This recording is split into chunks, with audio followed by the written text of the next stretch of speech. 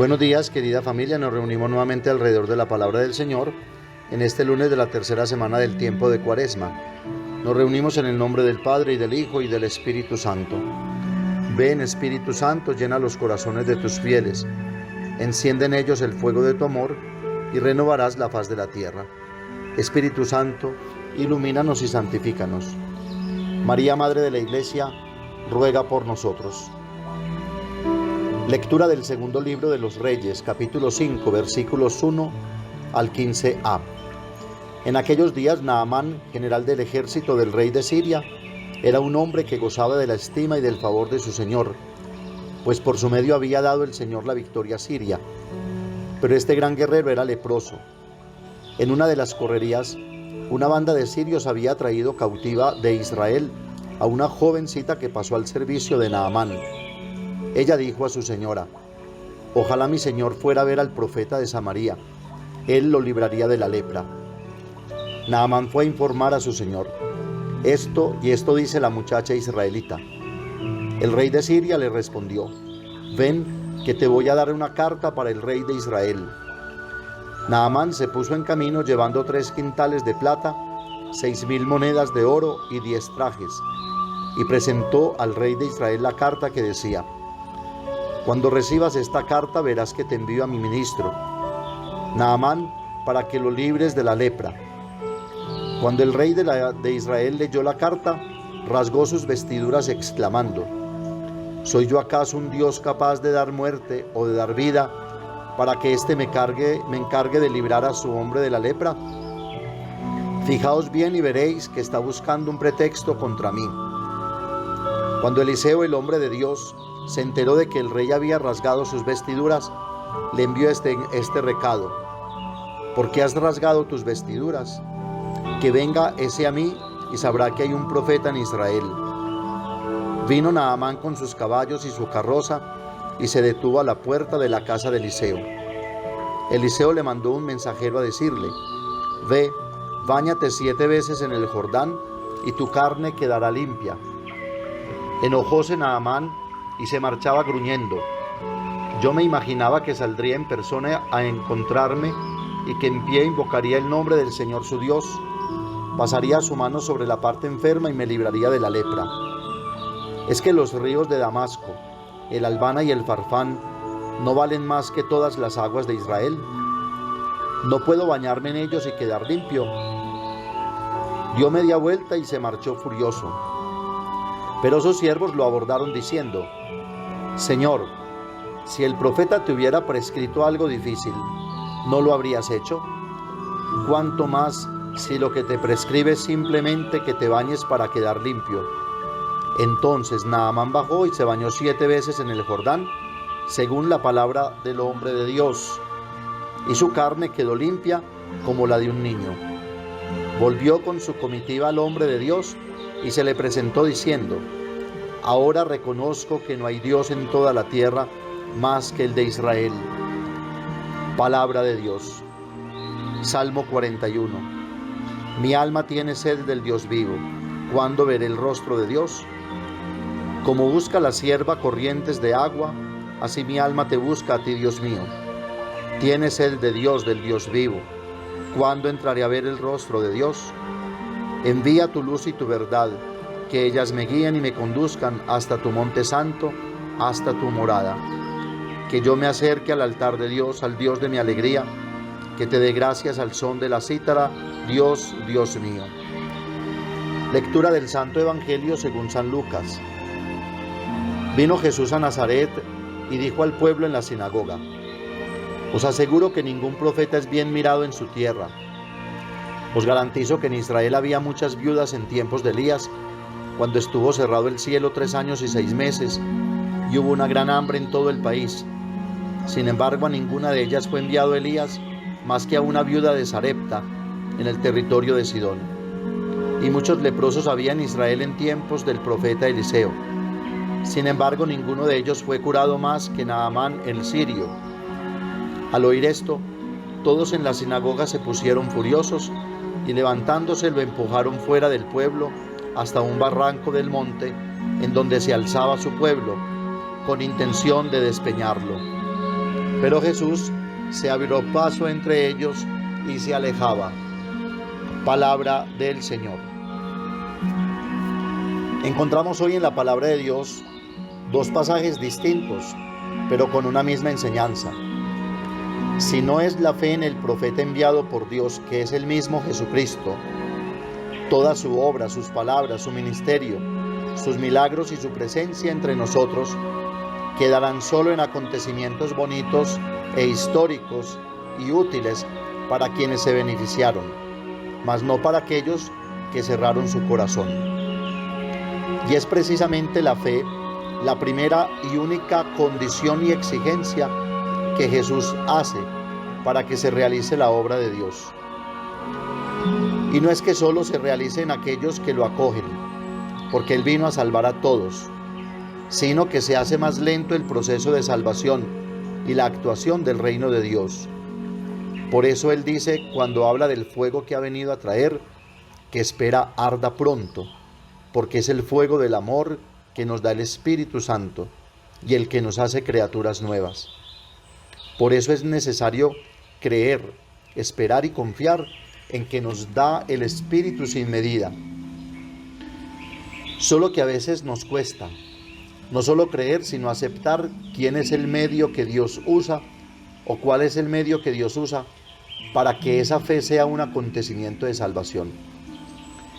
En la primera lectura, Dios se vale de algunas personas sencillas y aparentemente sin mucha importancia, unos siervos que saben ver los acontecimientos de Dios y saben indicar el camino seguro para recibir la gracia de Dios.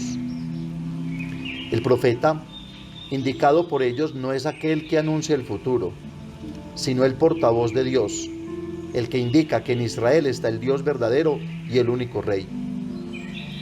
A veces nos pasa como a Naamán, que ya tenemos preestablecido nuestro plan y pretendemos amoldar a Dios a ese plan. Nuestra autosuficiencia y nuestro orgullo no nos dejan ver el actuar y el proyecto de Dios, que no se realiza de una manera espectacular, aparatosa, con grandes efectos cinematográficos, como tal vez esperamos nosotros, que si no vemos signos y prodigios, no creemos. No nos mueven las palabras, las exhortaciones, las indicaciones, consejos y orientaciones, como a Naamán, que incluso desprecia el río Jordán, comparando como mejores los ríos de Damasco, el Albana y el Farfar, y sus aguas no valen más que las aguas de Israel. Nos cuesta darnos cuenta que la fe no son palabras, discursos, doctrinas, ceremonias, sino apertura, escucha, obediencia, que es cuanto le indican a Naamán los siervos. Señor, si el profeta te hubiera prescrito algo difícil, ¿no lo habrías hecho? Cuanto más si lo que te prescribe es simplemente que te bañes para quedar limpio. Somos nosotros los que pretendemos complicar nuestro camino de fe. Aquí hay una clara alusión al bautismo, al que hemos puesto tantas arandelas y que solo es la puerta de ingreso a la fe, es decir, a pertenecer a Dios. Es simplemente adherirse a una palabra que indica la vida y da la vida.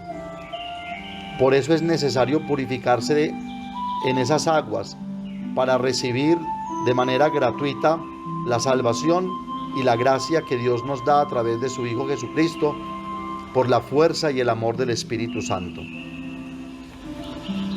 A veces, como Naamán, esperamos que sea el mismo Dios en persona quien venga, como pretendía Naamán que viniese Eliseo, y por eso su cólera y su rabia y su desdén.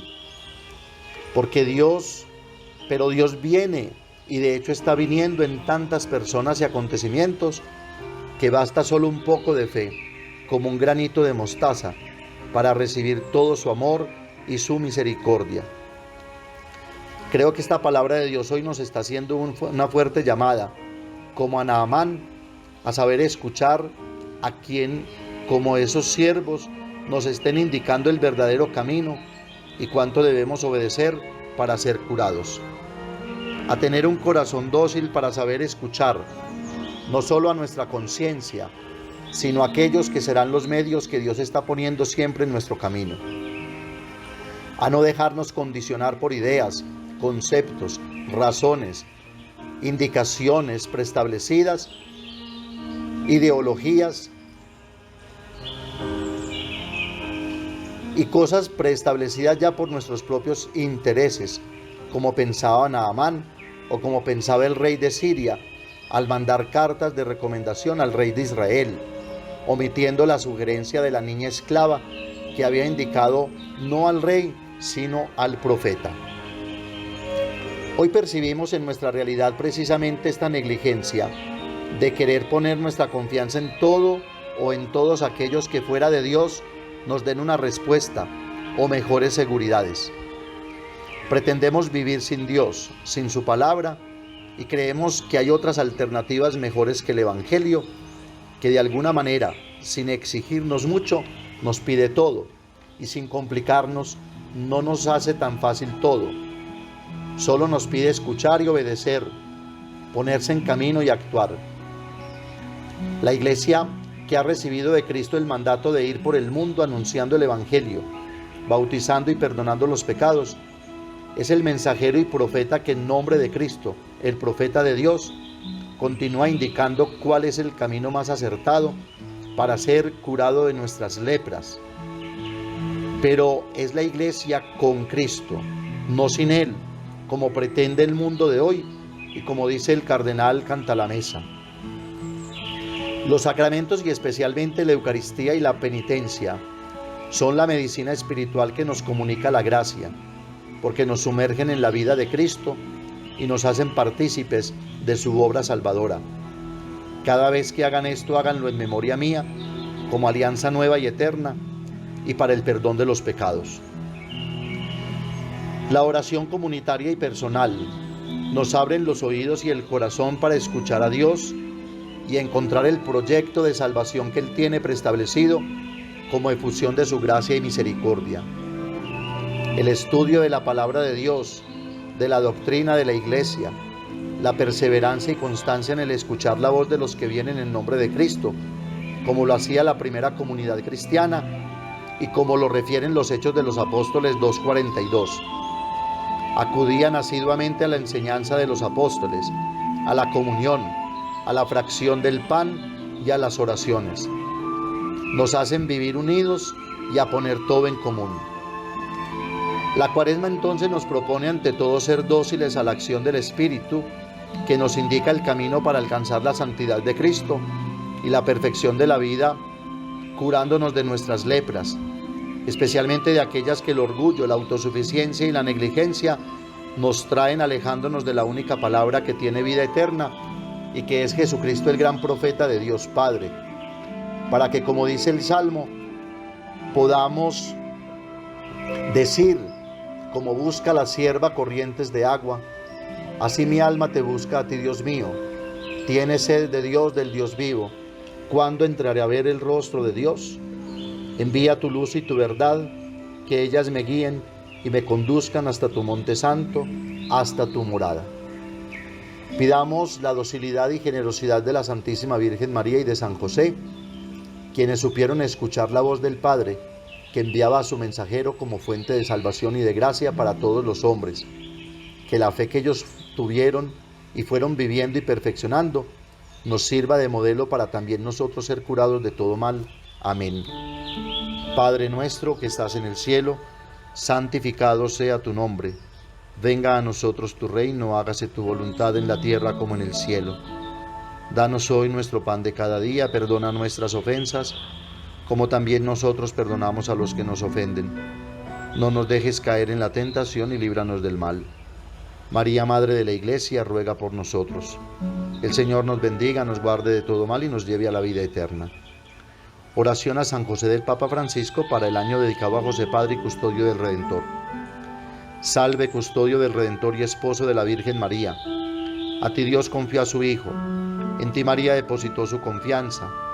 Contigo Cristo se forjó como hombre. Oh bienaventurado José, muéstrate Padre también a nosotros y guíanos en el camino de la vida. Concédenos gracia, misericordia y valentía y defiéndenos de todo mal. Amén. El Señor esté con ustedes, y la bendición de Dios Todopoderoso, Padre, Hijo y Espíritu Santo, descienda sobre ustedes y los acompañe siempre. Que tengan un feliz día y recuerden que los padres de la parroquia los queremos mucho.